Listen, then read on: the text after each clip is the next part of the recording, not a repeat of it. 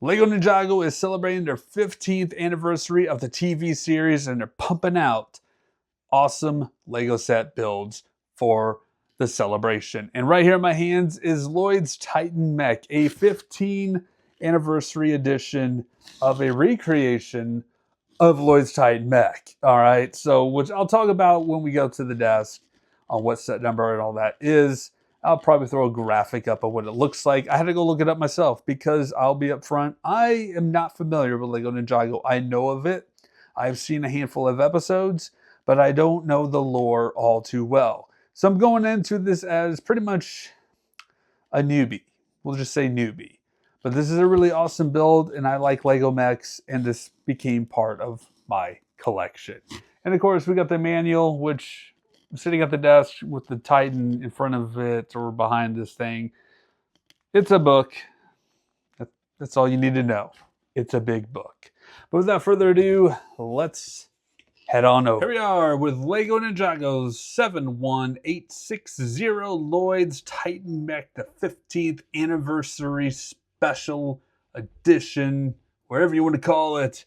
This is a special anniversary Ninjago set celebrating 15 years of Lego Ninjago TV series. Pretty much a reimagining of the fan favorite Lloyd's Titan Mech from the original set 70676 with a larger, more detailed design. So it has a total of 1,293 pieces, retail for about $130. It is 12.5 inches high. And this mech here, we're going to take a look at the mech first before we do any of the minifigures. Pretty much has really great articulation. I love the design of this thing, the movement it provides, and it's just all around pretty awesome and very versatile. So articulation-wise, you know, you got this head up here where Lloyd sits into the cockpit. You got a couple control panels right here on the side. It's got his swords back there as well. We could go ahead and take a look at Lloyd himself with his green garb that he's got on, the shoulder armor that he wears, the face covering that he has back here. Of course, has like a little slots for his swords on there so he could carry it on his person. And then you got two different face prints right here. This one's kind of a fun face print, and then you got the all business on the back, so you can flip it around depending on how he's feeling, the mood he's in, and we can just set him right back in there, and then of course close it up. I do like that these are like little dragon like heads up here, and then of course the little chin thing here is like one of those Lego frog figures that they use for the chin, which is pretty cool, pretty creative right there. I do like the printing on these pieces here and just on these little designs here. The shoulder pads up here raise up. As you can see inside, they got movable arms. They click and they rotate around and move around. The arms do the same as well with the movement, so which is pretty cool. And you got the wrist here, which goes with the ball joint here, kind of turning all around, and then the little stud holding places here for his weapon, like the sword that he carries on his back. And then up here on the forearms, or the arms here, you got a slot up here to where the big wing back here can turn and make shift into a shield.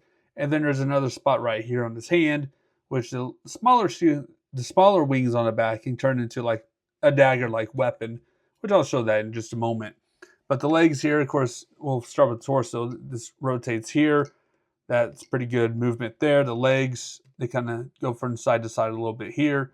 Raise up, move up. And then you got the knee joints right here. Again, really awesome, pretty solid articulation. And again, on the side here, I do like this part right there, which kind of acts as a really good joint movement for the ankles, which really, really cool right there.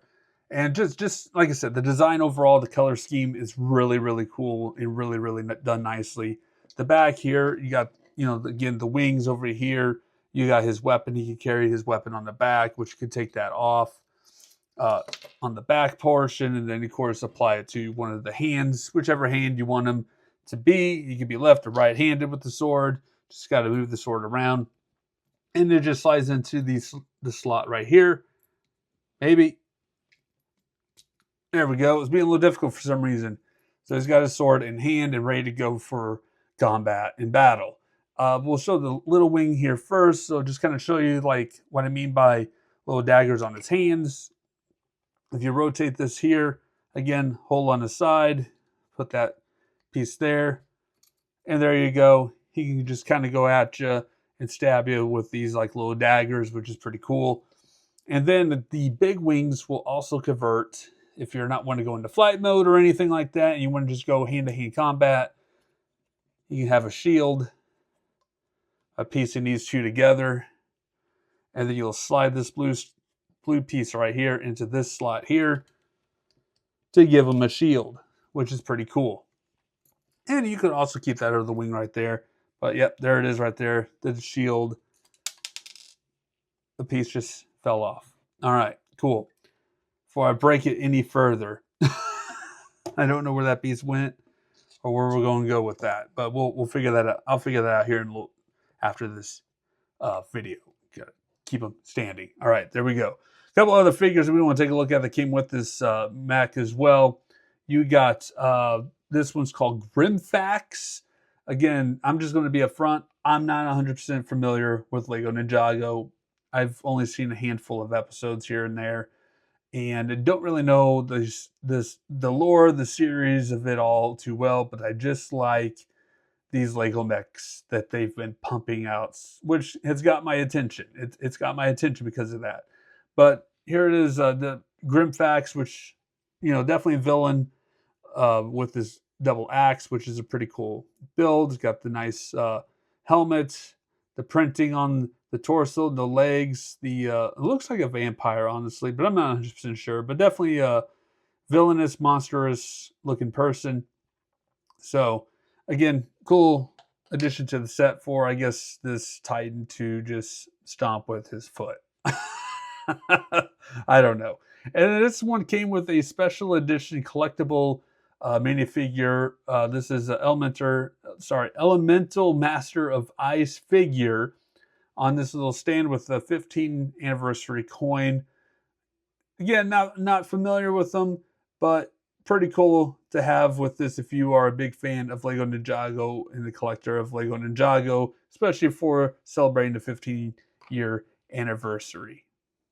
Lloyds Titan Mech is definitely worth picking up and adding to your Lego collection at $130. Honestly, I could see this more of probably a $100 set.